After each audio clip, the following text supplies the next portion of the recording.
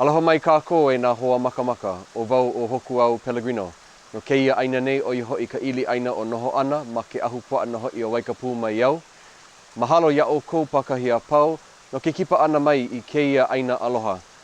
E walaau ana kākou e pili ana i ka ai kamehaʻe o i hoi no ka ulu.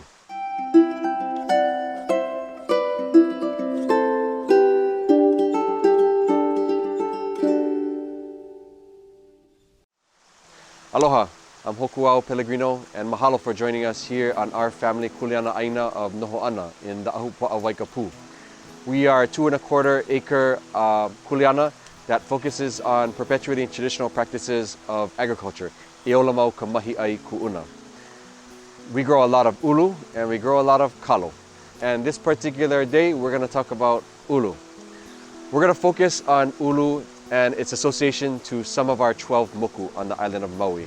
It's important to note that here in the moku of Wailuku, sometimes known as Pu'ali Kamohana, poetically known as Nawai'eha, ulu was a significant crop that accompanied kalo in the traditional wetland or lo'i kalo system.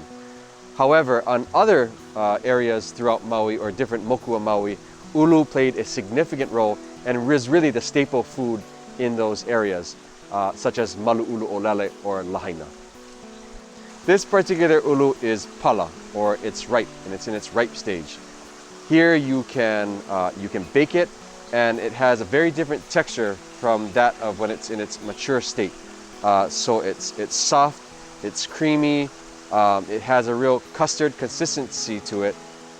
This particular stage where you don't see any kepau or white latex or sap protruding out from the ili or the opakapaka or outer layer of the skin is considered immature. It's pretty much best used for pickling or things of that nature.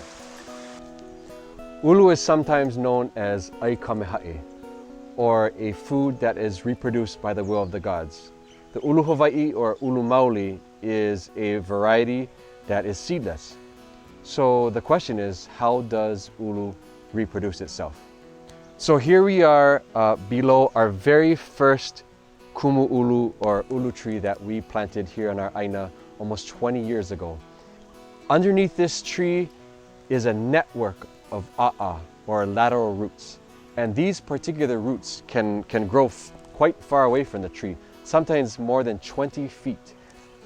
Under this particular tree, you can see all of these hehu or ka or kavovo or root suckers that are beginning to protrude from the ground up towards the sky from the lateral roots that are underneath the aina. These are perfect for digging out, either potting them for transplant or transplanting them directly back into the aina so that they grow into another mature ulu tree like you see behind me. Kanaka can also promote these ka or hehu or kavovo by damaging or nicking the a'a or lateral roots that protrude from the tree. And what it does is it tells the tree that it needs to reproduce. They can either be transplanted as whole and put into the ground elsewhere to grow into a mature tree, or you can put them into a pot to strengthen their root systems and then transplant them later.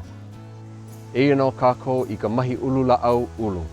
We are in one of our 3 traditional breadfruit agroforestry sites here at Nohoʻana. In this particular area, we have over 15 traditional Hawaiian food crops growing together alongside ulu, such as ko, puhala, wauke, kalo, kamani, kukui, pia, ohia'ai, and many other crops. All of these crops are part of an important agroforestry system that includes canopy trees, shorter shrubs, as well as things that creep along the ground like uala. All of these grow cohesively together and provide added benefits to each other.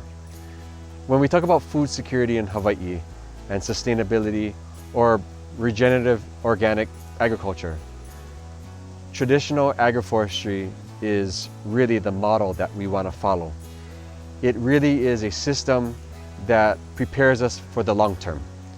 It's a system that is not new to us here in the islands, although we have fancy terminology that associate it these are traditional practices that our kupuna have done for generations, not just here in Hawaii, but all throughout the Pacific.